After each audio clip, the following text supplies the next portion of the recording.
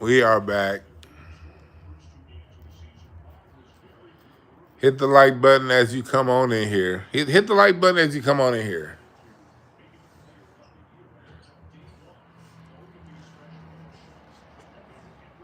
Hit the like button as you come on in here.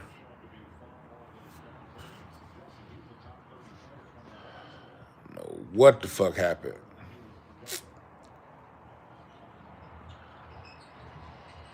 Let me share this. There we go.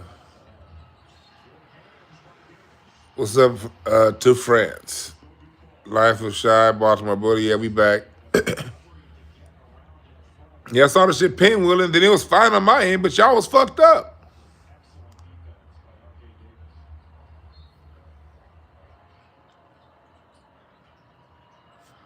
I don't know what the fuck happened. I just saw the numbers go down from 400 to 300 to 200 to 60. I was like, hey, I know I ain't pissing niggas off that bad. What's up, Scotty? Emmanuel, what's up, everybody? Shayla, y'all here. Appreciate y'all for coming back. The Infinite One lives. Appreciate y'all. I'm watching this bullshit ass Carolina Duke game. This shit sucks. When the NBA game come on? 5:30? Yeah. I decided to take a day where I just kind of relax. I'm writing this book right now, man. And that's probably why I spend so much time talking about the Dr. Umar thing, you know? Somebody said Chinese. Like, hell yeah. I'm high as hell right now. High as hell right now. But yeah. Rocky over here being a little light-skinned nigga getting the suntan. This little nigga getting a suntan. Look at Rocky. Look at Rocky. This what we doing when the sun's setting. This little nigga. This nigga like, yeah, let me get a tan, nigga. Rocky like, man, fuck what you talking about, nigga. I need this tan. Little light skinned nigga. Rocky getting a tan.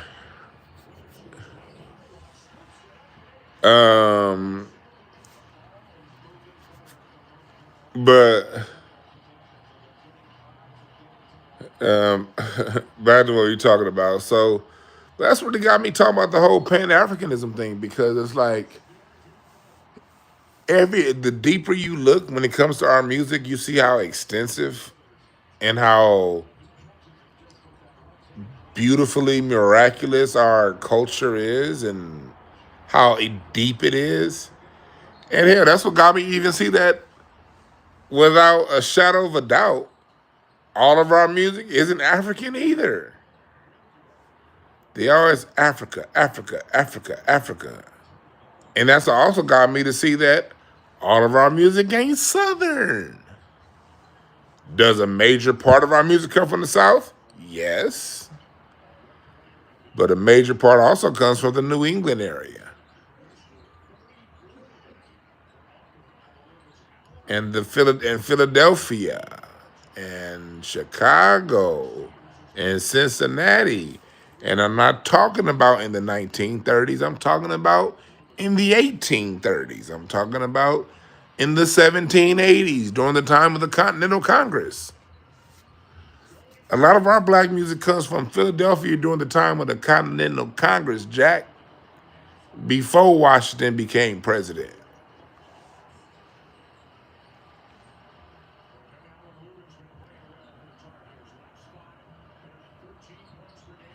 Yeah, DC go-go music is not Southern, Baltimore Bully.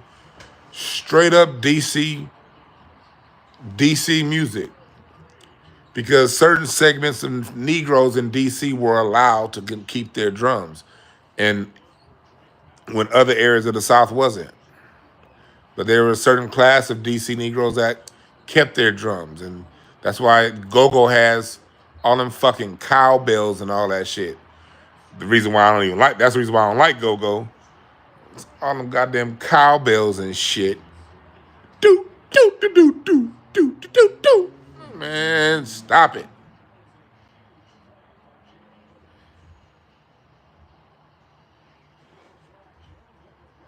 So when you talk about black music in America, we were doing parlor music. You know how it is when you see them old movies where somebody's playing the piano in the part like the parlor music, where maybe like a piano and a fiddle. You remember like them old movies they'll have somebody playing the piano and they all usually have a white guy? No. That was one of the big businesses black people had back in the 1800s. Those were black musicians playing that parlor music in the North. Free black musicians, by the way, that they would play at different bars around town. And in the same way, when I played the drums, when I was on the drums in my 20s, playing at the Whiskey a Go Go and the Viper Lounge and the Hard Rock and the House of Blues and the Vault 350 and all these clubs out here in LA, it was free black people doing that 200 years ago. I got a gig at this bar from 6 to 7, from 6 to 10. I got a gig at that bar, and they'll tell you. And these brothers was in Chicago. They was in Cincinnati. They was in St. Louis. They was in Boston, Philadelphia, New York. But they'll tell you all of our music is Southern, and then after the South is Africa. Our music is more European than it is African. And if you're on Patreon, you can hear Dr. Clyde Winters and I break that down. The preeminent author on the indigenous Black American roots and also the Black Americans in Europe talks about the Irish bringing their fiddles in 1630. The Black Irish, not the white boys, the original Celts. In 1630, bringing the piano, the fiddle, and the organ to America with them from Ireland. In the 1600s.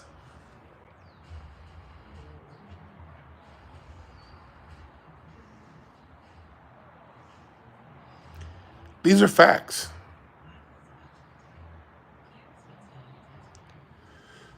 The harpsichord, these instruments, the American music is centered on the piano, and the piano comes from Europe. But those were the Moors that created the piano in Europe. Now, but if I tell you that, you'd have to study these people in Europe. These people who were described when they came here to the Americas as swarthy-skinned people. Those original Irish.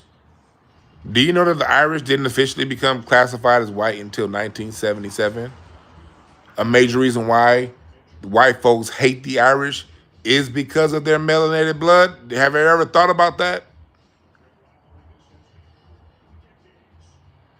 Go and understand why the Irish are hated so much.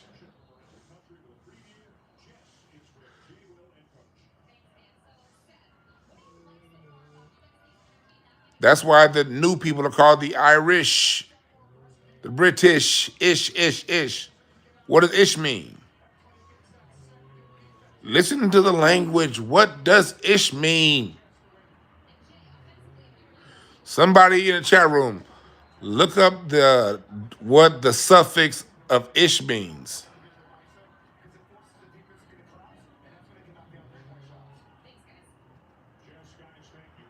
British. The black people were the Britons.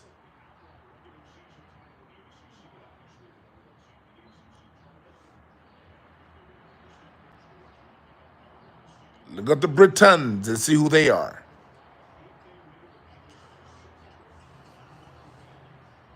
Look them up. The Britons.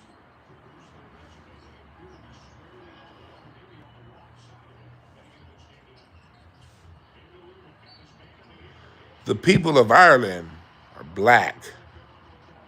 The original Celts.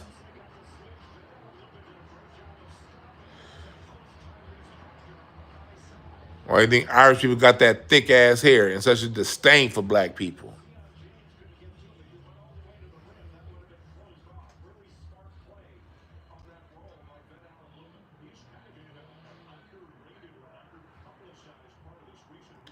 And when those original the people of Ireland came in between 1630 and 1660, they brought their instruments with them. That's how the piano got to America. That's how the cello and the fiddle got to America.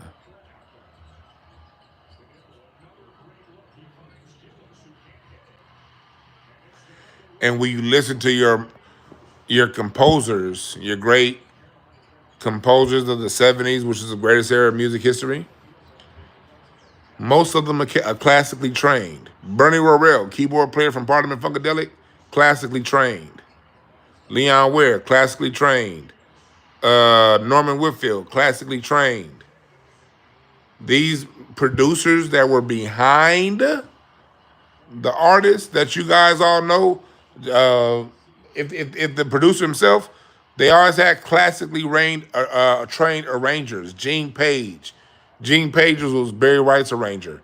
Paul Reiser, he did the string sections for a lot of your Tia Marie, a lot of your Luther Vandross, a lot of your Motown.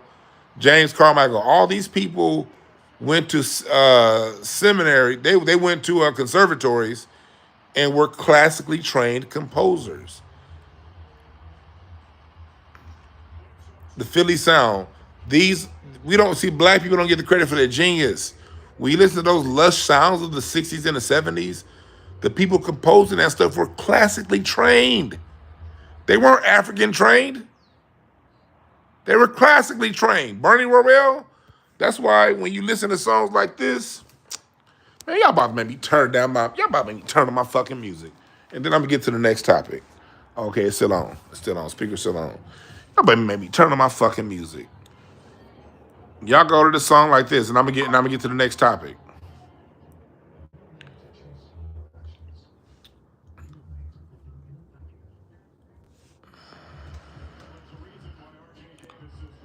Songs like this. Okay, no, it's not. I gotta turn my speaker on. Gotta turn my Bluetooth.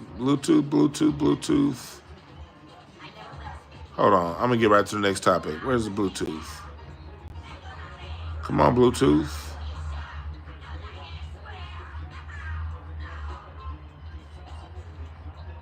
I'm high. There it is. It's right there. Second option.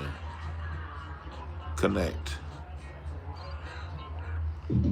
Here we go.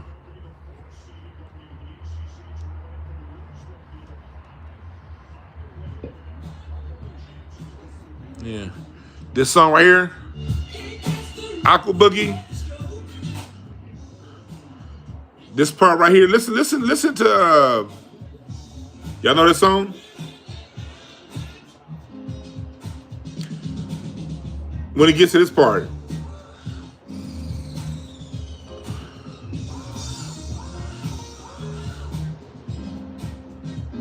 You hear Bernie Worrell on the piano playing that classical music. On this song, Bernie Worrell, can y'all hear me? On this song, Bernie is in, how do you use that word? Interroplating classical with funk.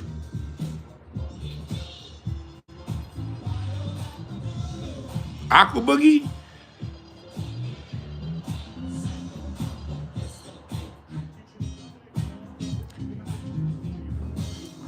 He's literally playing classical Phantom of the Opera shit on top of a funk track. Bernie Worrell was the person that gave us a lot of your a lot of those hip hop funky keyboard licks. Do you know Bernie Worrell was the first person to use an augmented keyboard on a recorded track? He did it before Stevie Wonder. He did it before Stevie, using a foot pedal on a keyboard. He was classically trained. He wasn't trained in Africa. We got to acknowledge this shit when we're talking about all this Pan-African stuff. We got to open the conversation. We cannot be afraid to open the conversation.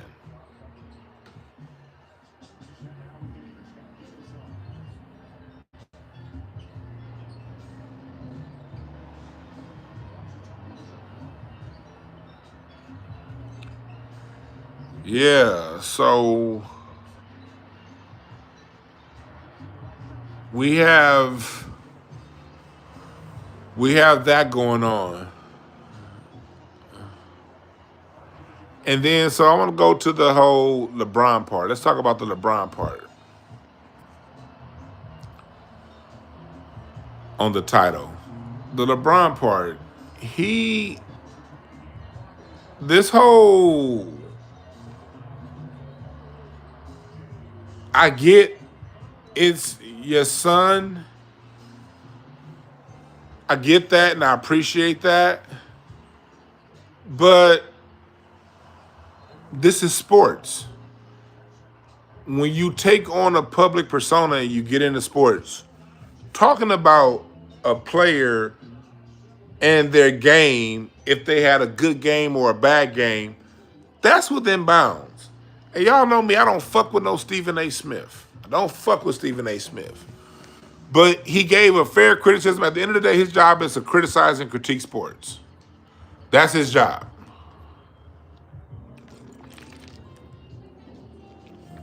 He didn't say, I wish your son would fail.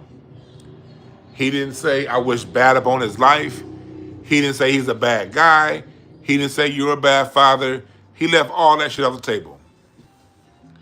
He made a fair assessment of his game.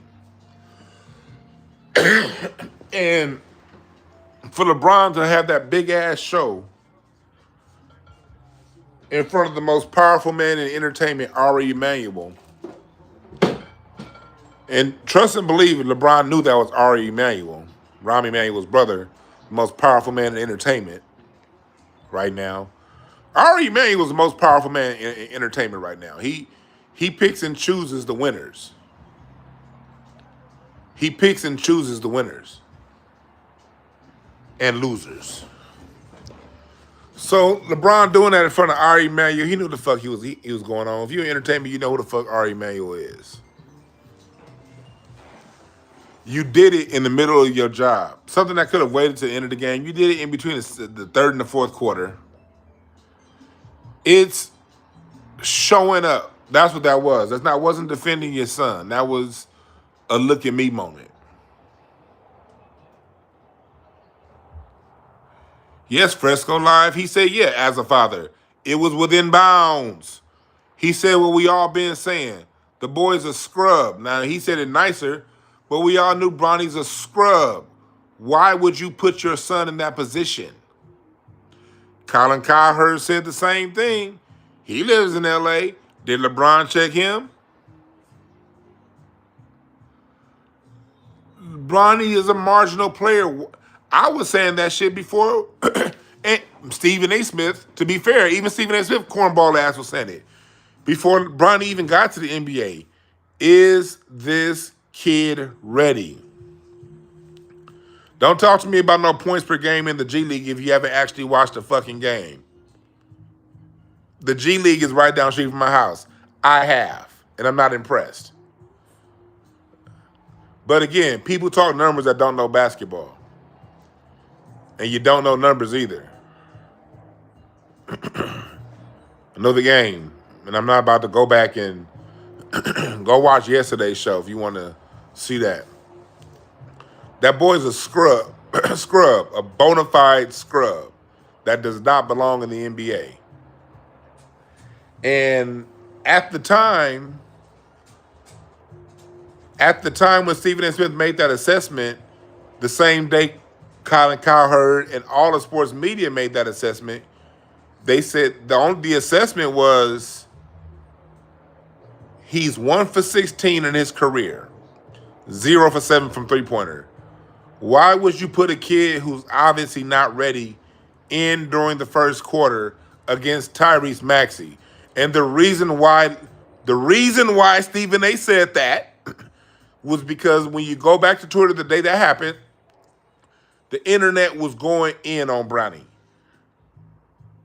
The internet was, remember, it was all kind of memes about there was people making highlight reels of all of his missed jump shots. People are having memes of his air balls. The internet was going in on Bronny during that time. And J.J. Redick and them put him in during the first quarter against Tyrese Maxey. Why would you put a player in that position? And as a father, why would you allow your kid to get used and abused out there? Because them niggas in the NBA don't care that that's your son. Matter of fact, they gonna make an example out of your son. You putting him out there against Tyrese Maxey, and this boy ain't made a three-pointer yet. He's a point guard that can't. He's 6'2", can't bring the ball up the court, and can't shoot. That's a fair assessment. And Tyrese Maxey can do anything on the court, 2 steps shy of God. That motherfucker's cold. You don't put any player, no bench warmer in that position. You put them in against the other team's bench warmer. You don't put them in against Tyrese Maxey. Why, as a father, would you put your child in that position? That's fair.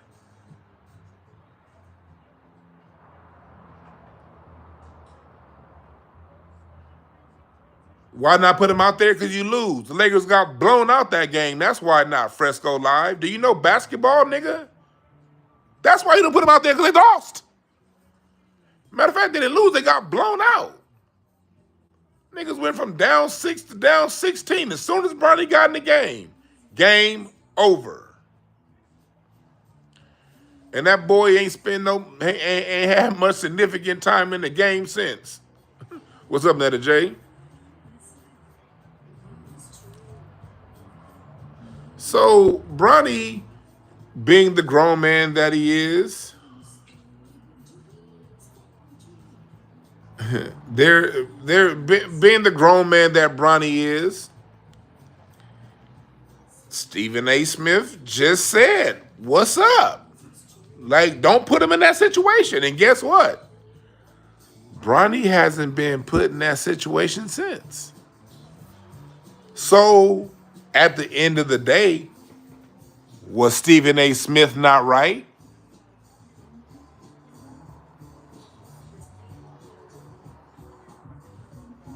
Because Bronny ain't been put in that situation against.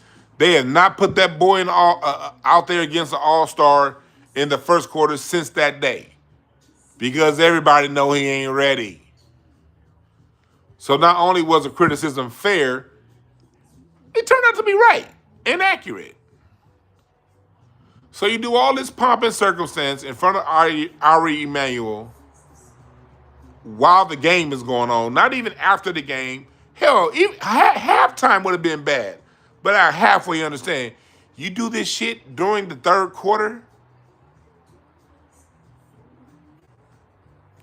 that's what Neely Footer calls showing off.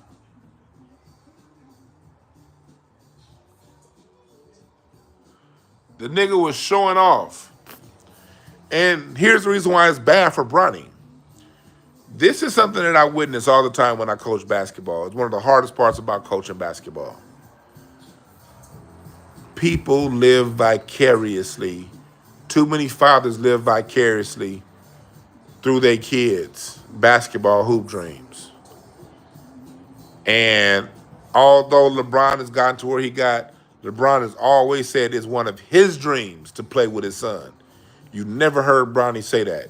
Even when you look at Bronny's body language out there on the court, he looks like he's going through the motions.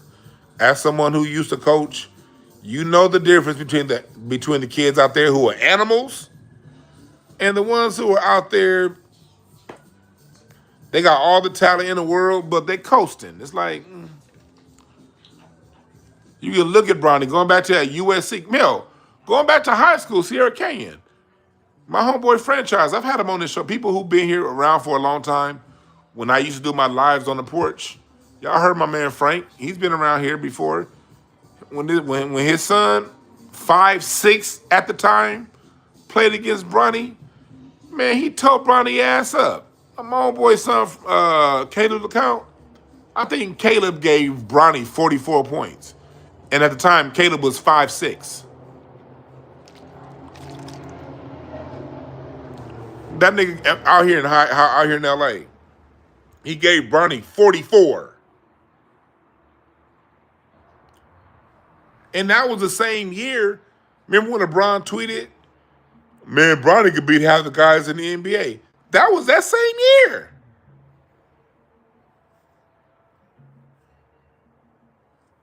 So I know, like, again, I'm not about to keep running my resume down for every new nigga that come here. I'm connected to basketball. I know what the fuck I'm talking about.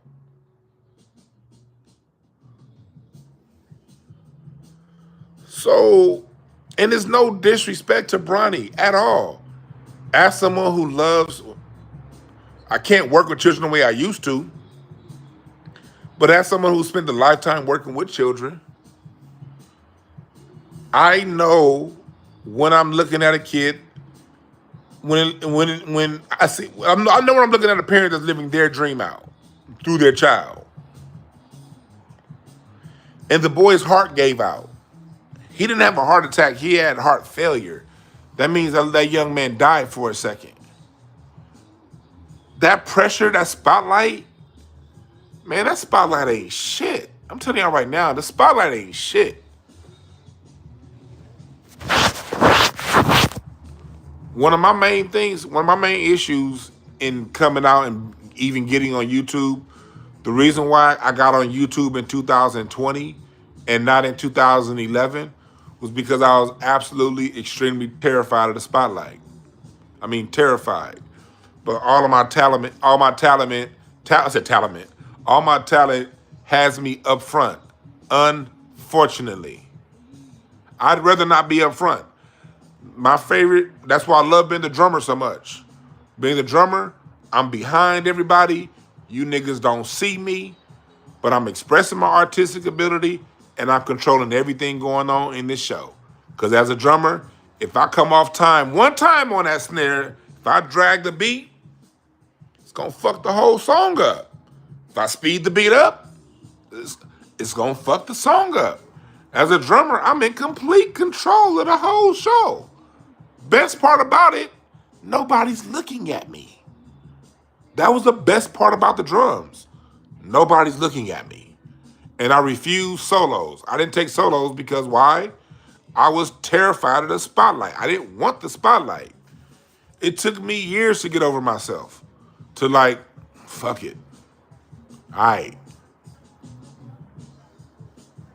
My personality, but I'm a Gemini. Once I'm like, even doing comedy, I hate everything about comedy except for getting on stage. Once I'm on stage, I'm loving stand-up comedy. It's the best thing ever. But everything short of that, that nervous feeling you get before you get on stage, you never get over it. You never get through them nerves, man. When I'm getting ready to get on stage and I'm on the sideline and it's the day of a show, I got butterflies. It might be a 10-minute set at the Ice House. Some small show that only 80 people are going to see. But that day, I got butterflies in my stomach all fucking day. You dig? And then you find out when you are on the list, first, second, third, whatever. And up until they call my name, hell, after they call my name, you don't get relaxed until you grab the mic and say something. And sometimes you don't get relaxed until about 3 or 4 minutes into your set. You grab that mic and you going, you say some shit. It's funny. You say something else and your mind might go blank.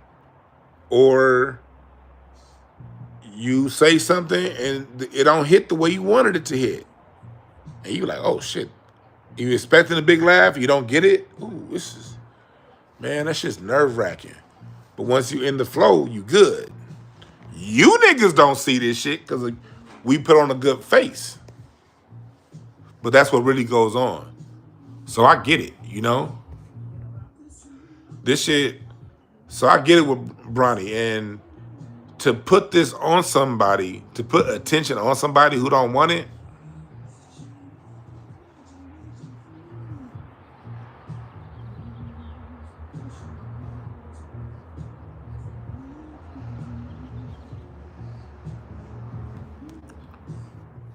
you know?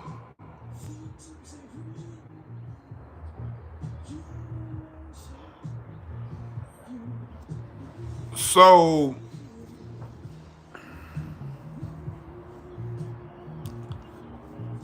you know, that right there, all that stuff, and then now Bronny's a 20-year-old young man. At what point does he has to he's at that point of growth and development. And all of his peers are watching. We're all in peer groups. Your job is your peer group. What I do, I have my peer groups. And you don't want to be undermined in front of your peer group. Nobody. And you're an adult and here comes daddy to talk for you. Your peers are watching. Bronny got to be on that bus with his peers. Bronny got to get on the court against them, man. That's undue pressure on that young man.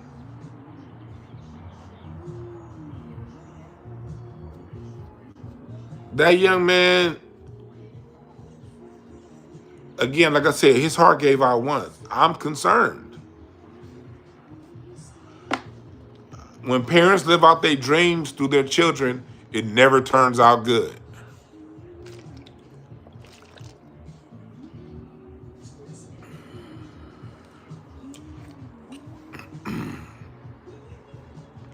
And when parents fight their children's battles through their 20s, it don't turn out good. I remember when I used to work at the bank, I was opening new accounts. At the time, I was 20. I was like 20. I was Bronny's age, I was 20. We talking like circa 2002, 2003, 2002, 2001. In that era when I worked at the bank. I'm working the new accounts desk, right? And so opening up a checking account, this dude's 25 years old, and he brought his mom with him to open a checking account. His first checking account, 25 years old. And I'm asking him, do you use money orders? Because at Washington Mutual, you have the free account and you have the gold account. The gold account is $7 a month, but you get unlimited cashier's checks and money orders. I still remember the spiel. You get your first book of non-duplicate checks for free. And so I'm asking him, I'm like, so do you use money orders? He's like, yeah, I pay my car note with money orders. This is before everything got on debit card. We're talking the early 2000s. Everywhere ain't taking out your account yet during that time. So he said, I got to pay my car note through money orders. I'm like, okay, well, money orders are $12 each. Or you could pay this $7 a month. This is the account that's for you. And his mom jumps in. No, he's going to take the free account. I'm like, okay, I'll give you the free account because I knew how to upsell. When I did that, I was gonna upsell enough gold accounts anyway. I ain't got to get yours. I'll get the next one. Whatever. But this young man really, really needed that. And I say young man because I'm 20 at the time, and this nigga 25. He older than me. And this dude's mom, he listened to his mom tell him, and he's like, I'll take the free account. Nigga put his head down, and I'm looking at him like, really? Okay, free account. Man, that dude came back to me. The way he worked his account, this motherfucker incurring 24 $36 a month in money order bills, listening to his mama, and did not have the mind to make his own decision because she wasn't paying that, he was. And I remember saying that when I was a kid, thinking like, and in all my years working with children and families, when you baby these boys, you can't baby boys, man. You cannot, like boys cannot be babied, man. Like it's bad. These are the shittiest grown men ever. Adults that were babies, they cry like bitches. at the slightest infraction. And then you hear the women complain about it. It's the women who have to deal with it. You have wives that have to be these niggas' mothers. That's not good for a society to have a whole bunch of black men who haven't had to, who are in their 20s, who ain't fought a battle yet. You should start fighting battles in your preteen years. I remember pushing my mom off me in high school when it came to dealing with some of my teachers. Nigga, I'd only elevate shit up to my mom if it had to go there when I was 14, 15. But most shit I handled myself. It was just something in me that'd be like, Mom, I got this. And then my dad would be like, pull back. My dad would have to pull my mom back, you know? Thank God I had a father that would pull my mom back. What? Because if Savannah's doing this, moms do this shit. That's fine. But when you got two enablers, how is that for the long-term decision making of this child? Not child, grown man. Because Bronny's a great video gamer. Let's say he's done with basketball and now he's in his mid-20s and he's gaming and he's doing things where LeBron got his own life. This young man, now he got to make his decisions. What skill set does he have to speak up for himself?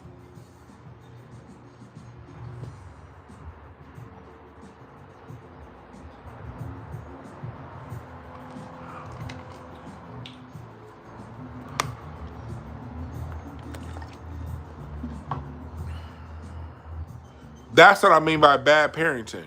Bad parenting. Dude is in his 20s. If he's 16, hell yeah, don't say shit about my kid, good, bad, or indifferent. But hell, even as a 16-year-old, some of the kids that I worked with, the ones that played at a higher level, when people would write things about them, I'd be like, well, what you gonna do? You gonna let that writer piss you off from the LA Times, or your jump shot was kind of broke? What you gonna do? But again, I'm not a father. That was me speaking as a coach. But I remember as a coach, I had kids come to me over some shit that was written about them in the LA Times. Well, you could do something about that, you know? What did I tell you about, making sure you make at least 300 jump shots a day? Are you going to listen to me now? Because I've been telling you, if you want to be a shooter, you got to make at least 300 jump shots a day. I've been telling you that shit for months now. You ain't been listening. So if you really mad at that writer for saying that, what you going to do? And I would use that as a challenge for the child to grow. And some of those kids are now in their mid-20s and early 30s. And they come back to me and tell me that those methods worked for them. Because a lot of these kids, some of these kids have fathers, but some of them didn't. So I'll be that one that as a basketball coach, I'll be the one that gave them that challenge, that pushback. And every kid I treated like that have all come back to me and thanked me. Because when they got in life, when they got into their 20s, when they got into their 30s, they had to deal with somebody saying, no, you can't have this. And instead of me fixing it for them, me telling them and showing them how to figure it out for themselves, when they got to that point, when they became adults, guess what? They figured out how to figure it out for themselves.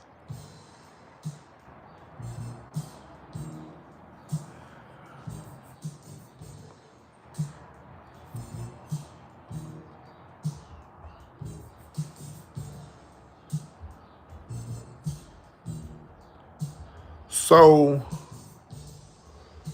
that's what I mean by that. Black boys, we can't coddle black boys. The world doesn't, and the reason why is the world doesn't coddle us. We get the brunt. We get demonized when we create culture. We get shitted on. We make one mistake, we go to jail. There's nothing in the world that coddles a black man. Last hired, first fired, and no social safety net. There's no men's line at WIC.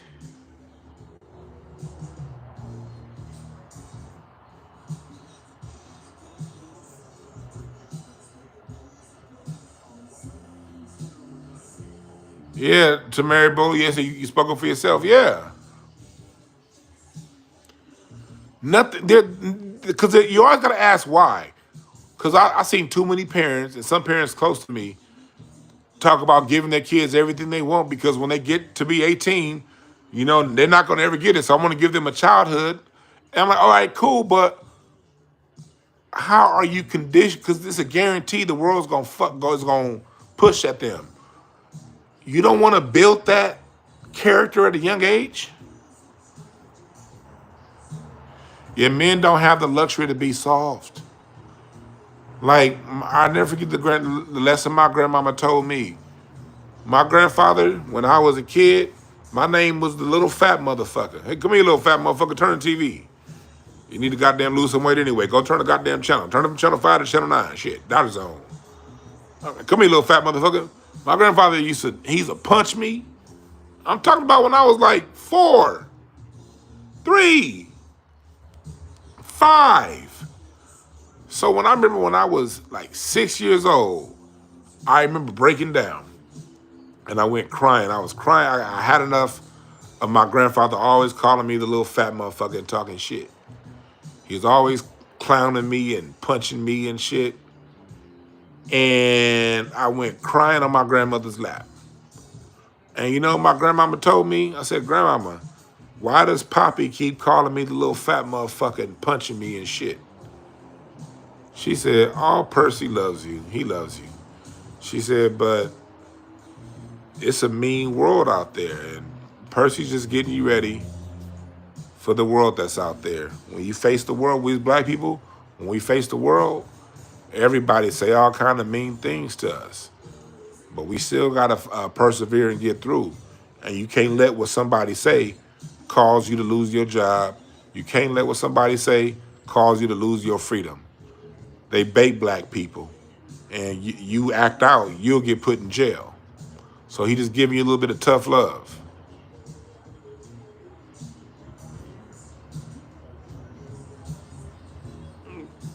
He gave me that tough love. This is Dynasty Adventures in the Land of Music. Something that you heard Camp Lo remake. But but my grandmother taught me that, and that was a cultural lesson in Black America. There was once a time in Black America we conditioned our children in the home to deal with anything we had to face outside the home. And if we look back, that was the era. The era that believed in that was the era of black people that built businesses regardless of the circumstances. Those are the ones that got us out and moved us to the big cities, and the generation that, regardless of what they had to deal with, they still persevered and won. That same grandfather that taught me that life lesson also left land and real estate and things for his family. Let's talk about that. Everybody want to talk about how mean grandpa was, but grandpa also left a fucking legacy.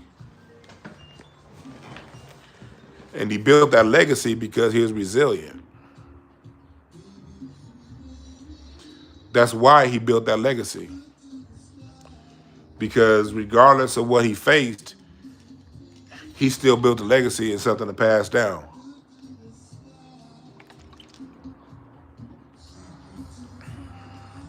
There's always a why to things. We live in a world that does not forgive black men. And the sooner black men figure that out, the sooner we learn how to navigate through this world.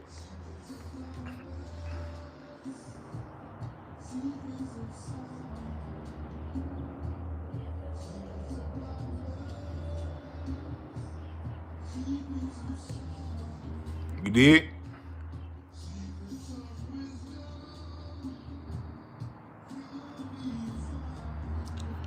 You see how it works?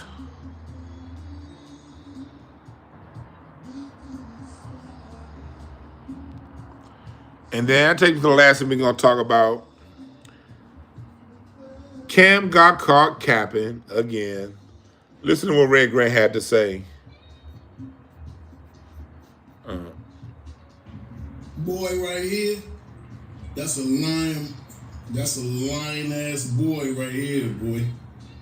Cameron, come on, bro. We only met a few times, and Let me go back. Let me go back. one of the times is a night that you talking about in Philadelphia that you slammed my man on the ground and you did all the crazy wild stuff. You had one of them Soldier Boy stories. Well, remember I was there. I was one of the comedians. You said that Cat was talking bad to him. Supposedly talking bad to the staff and the comedians. When he started doing that, because me and Mark Curry was in that mug, and we ain't hear none of that. So shut your lying ass up, boy. Shut your lying ass up. Acting like our pup. And I got that off Red Grant's IG. This nigga Cameron, what's up with you East Coast rappers, man? Y'all getting in all the gossip lately. What's up with this?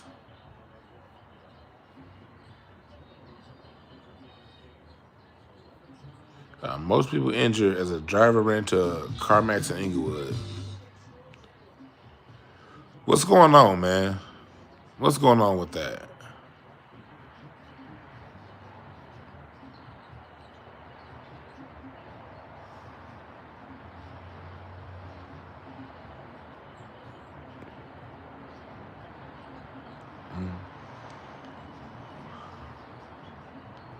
Yeah, I spent the first damn hour talking about on the first part. I talked about Umar on the first part. Then I lost my connection. This is part two. I did talk about Umar on the first part. Hold on.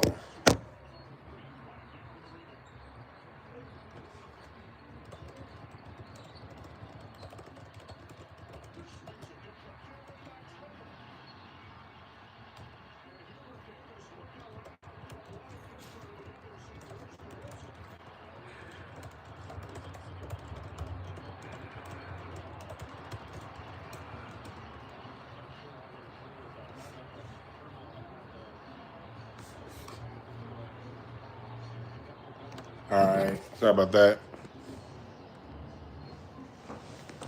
Yeah. And so, yeah. But Fresco Live, you're right. He talked about Ocho like a dog, had to end up apologizing. He's trolling Jim Jones for Jim Jones' album not selling, and him and Jim Jones is going at it. He going at it with LiAngelo Ball. Like, why? How you going? How did he even get in? Chat room.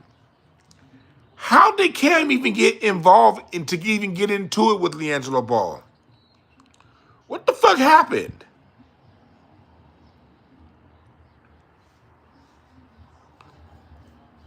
What's going on here? And Lucino said, dudes just throwing out narratives. Like, what's going on here? FBA Journal. I saw that Red Grant video I played. I first saw it on your. Y'all follow FBA Journal on his IG. I like the way this cat always be having some content. Like I first saw it on his page, which made me go to Red Grant's page. Which made me go to Red because I know Red Grant. When Cam said that Cat Williams was talking to people crazy, I know a lot of people around Cat Williams, and he ain't gonna talk to them crazy for two reasons. One, Cat ain't the kind of person that talks to people that he fucks with crazy. Two, Cat Williams hangs out with people that'll beat your ass. They ain't like Red Grant is a like when you meet Red Grant is a man. He's a solid dude.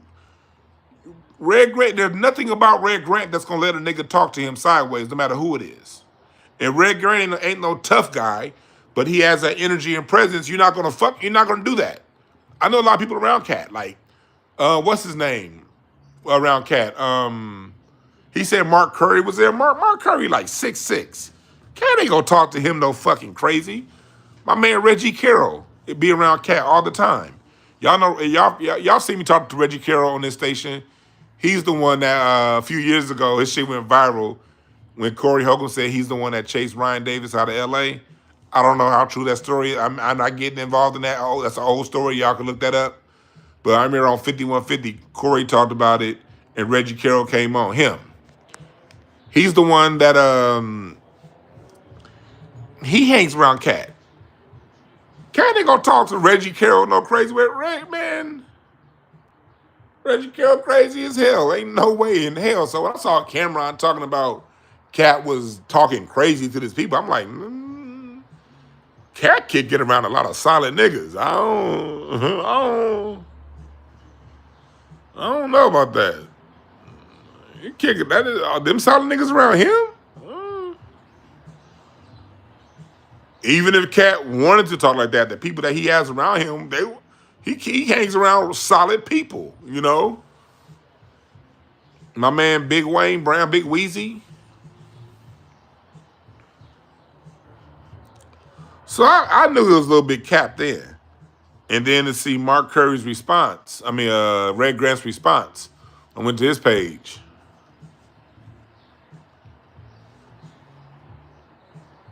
Elisino said Cam's addicted to being part of the algorithm. Hey, bruh.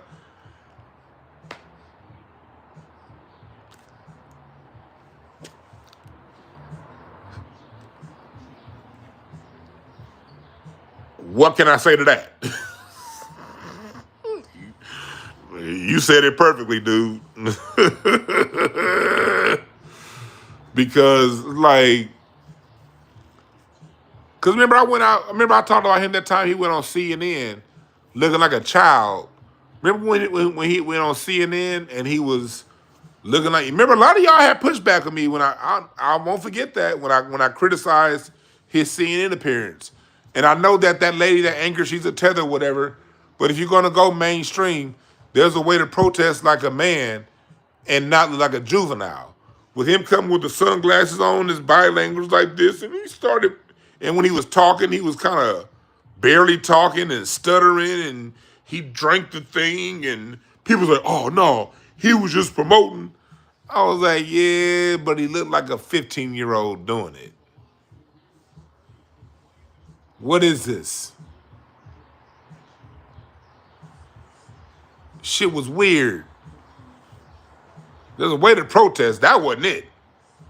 And I'm not gonna tell people. I'm not want to tell people what to do. How the only thing, my only prerequisite is, as black men, we got to be very conscious of our image when we decide to go on mainstream stuff. Now that wasn't great marketing. It was marketing. I won't say great. You can market it. You can market it. You can market things with your chin up, or you can tap dance. People tend to buy confidence more than they buy. Now, if he said horsepower, this is what I do. All right, okay, that's some G shit. That's some G shit. All right. He was, well, I don't know what you're talking about. And you gotta understand this, people. Words are 8% of communication. Body language is 44% of communication is body language.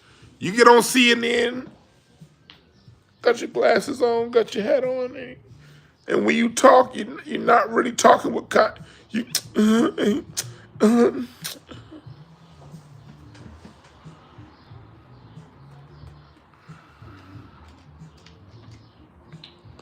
I wouldn't want to buy nothing named horsepower from some nigga that's acting timid.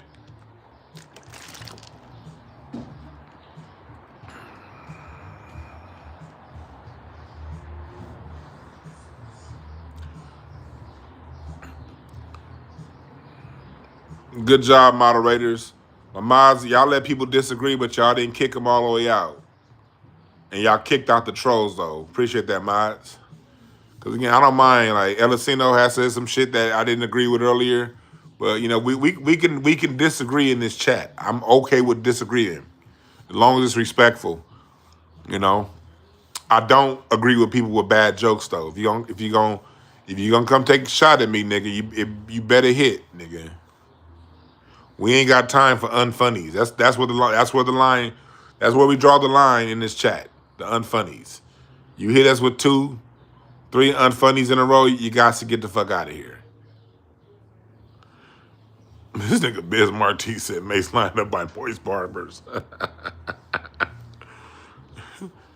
But we can disagree in here. I'm okay with that. I'm okay with people having a different point of view, and I'm okay with people voicing that different point of view. You know?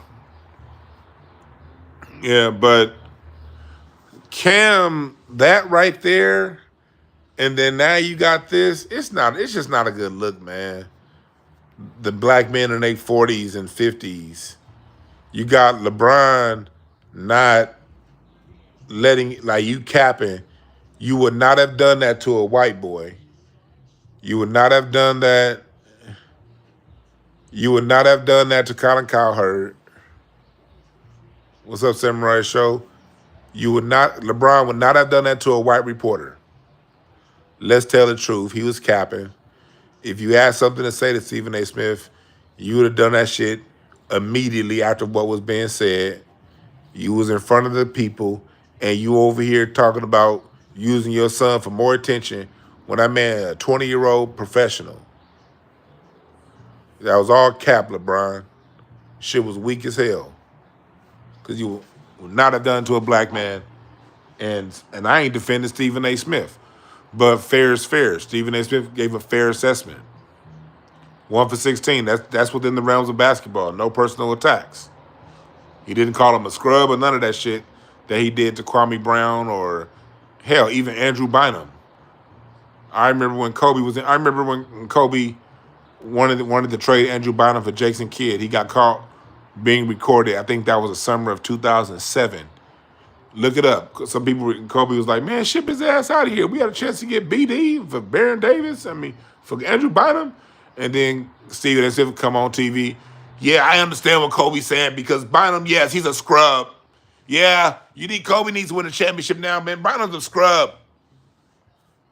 Nigga was like the youngest player ever drafted at 17. Didn't give a fuck. So I'm not a Stephen A. fan. I didn't even tell y'all this story yesterday. Part of the reason why I stopped even watching. Do y'all know when I stopped watching First Take? I stopped in 2011, 12, somewhere around there. I think it's 2012. I'm at the Staples Center, right? And I'm at the Friends and Family room. I'm coming out the Friends and Family room, going through the tunnel to my seat. I see Kevin Garnett and Stephen A. Smith coming through. They're kind of coming towards each other. I see Stephen A. Smith say, KG.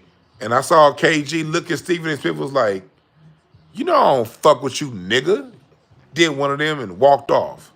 I don't fuck with you. I saw KG say that shit right in front of my face. I don't fuck with you. And then the next morning, I watched First Take. And Stephen A. Smith went on there and was like, yo, I was at the Staples Center last night and I saw my man KG and we talked about the direction the Celtics are headed in. And I'm looking like, I was there. That nigga shooed you off. I was like, man, this shit's a game, yo.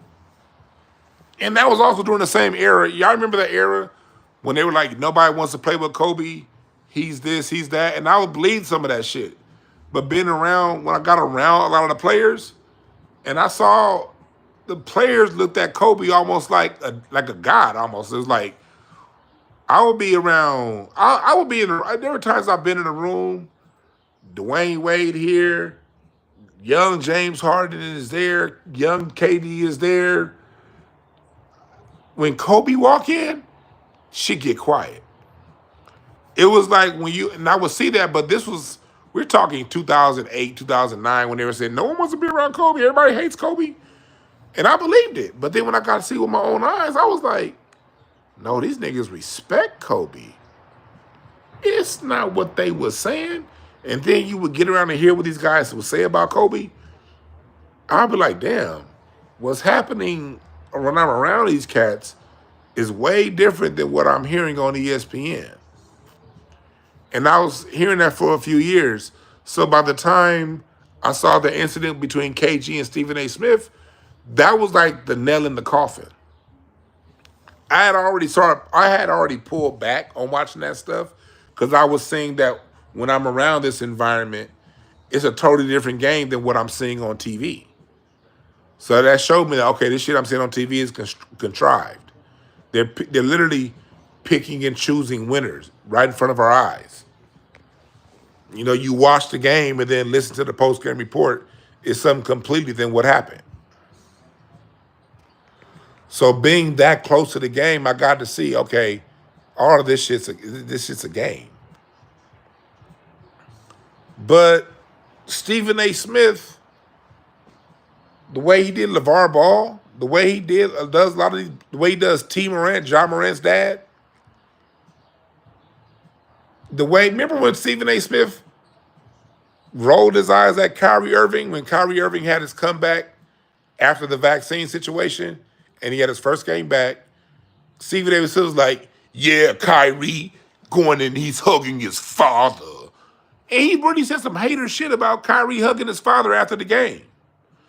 Basically saying it was performative. Like, he's always been trash. And he's always taking personal shots. This time against Bronny, Bronny didn't get personal shots.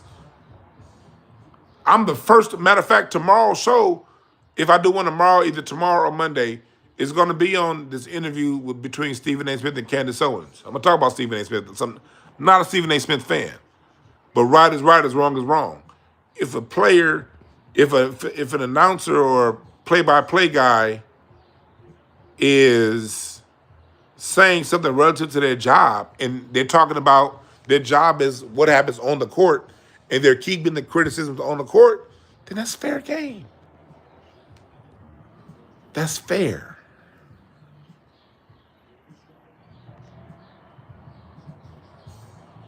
Yeah, Stephen A. did Iverson dead wrong.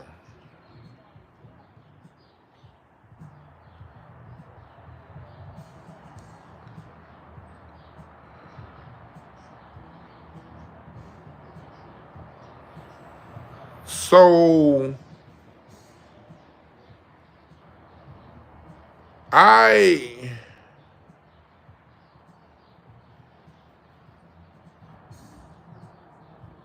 so no, I'm not. I'm saying that to say this shit that we be seeing up, man, these things be capping, and this is a nine of hearts year. Expect more and more controversy. Expect more and more people to be going at it. Expect all of that.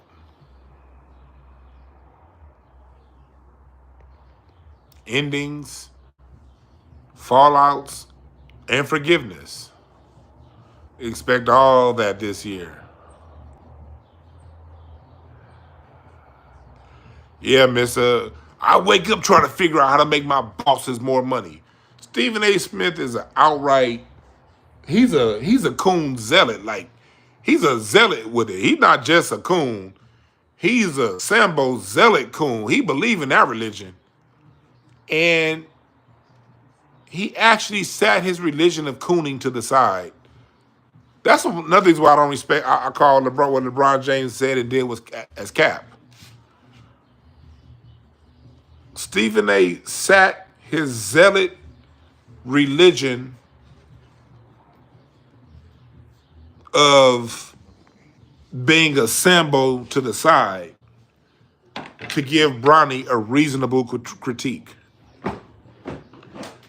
That was one of the few times that nigga didn't coon.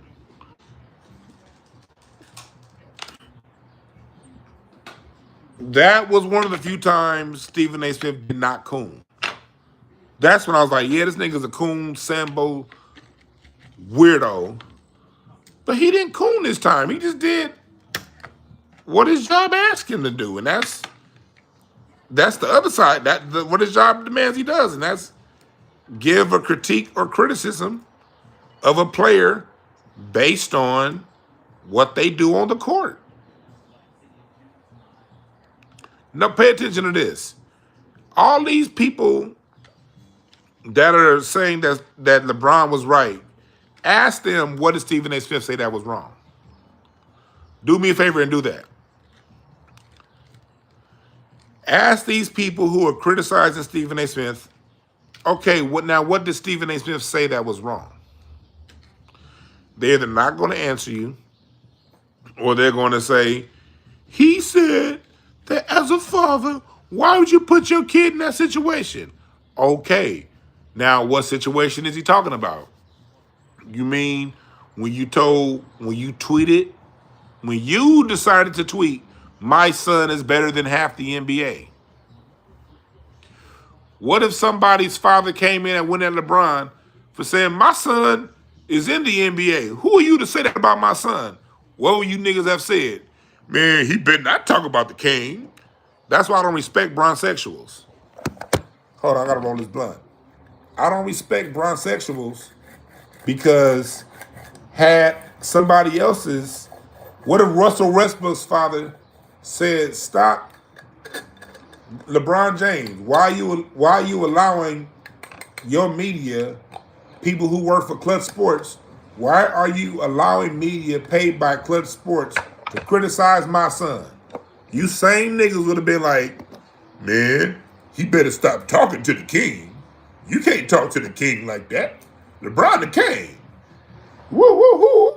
Who Westbrook daddy think he is talking to the king like that? You niggas know you would have been saying that. Y'all know it.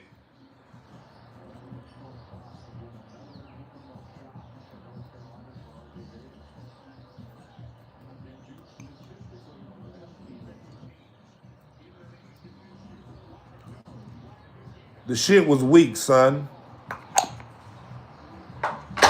Period. The shit was weak. And we gotta acknowledge that.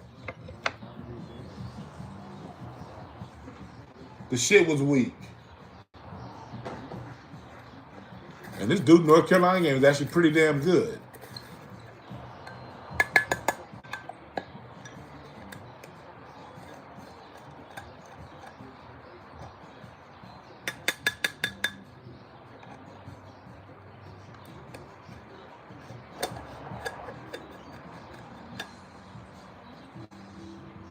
Somebody says KD's mama confronted Stephen A. Smith on TV. First off, that happened on First Take. So that lets you know that whole situation was contrived and rehearsed. Second of all, that was his mama. Look, I'm never gonna I'm not gonna, that's what mamas do. You comparing a man to a woman, daddies be like, no, nigga. Daddies be like, nigga, well, go on out there again and figure it out.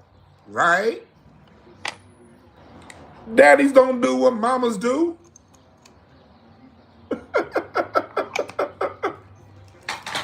Okay.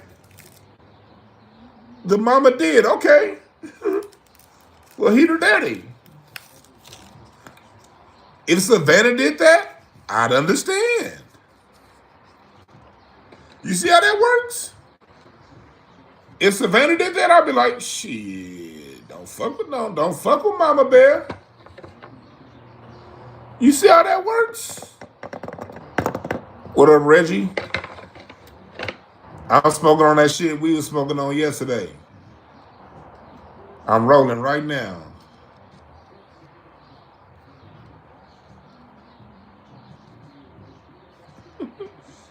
Shit. This nigga LeBron. Yeah, as a father, why would you tweet? That's what this Stephen A. Smith round. Because LeBron tweeted, my son is better than half the NBA. As a father, why would you put that target on his back? Yes. That's a fair, because we're still dealing with basketball. We're not dealing with anything other than basketball. We're dealing with basketball. Stop these sob stories. Stop these sob stories. That's when you say, okay, go out there and play harder. That's when you say, go out there and play harder. Not, I'll fight my battle for you. 20-year-old. I thank God my dad raised me. When shit happened in my 20s, know what my dad would say? Figure it out. Because that's what men do. Men figure things out. We come up on, now children, daddy gotta come step in. 20-year-old, you gotta figure it out. And y'all wonder why we got all these fucking baby boys running around here. You need your mama's opinion on when it's time for you to take a shit. You see how that works? One thing we're dealing with right now in black society is an epidemic of baby boys.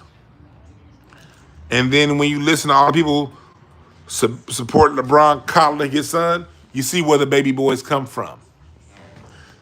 There's an end result to baby boying 20-year-olds. You get baby boys. But I got to get up out of here, y'all. I appreciate y'all for listening. I'm out.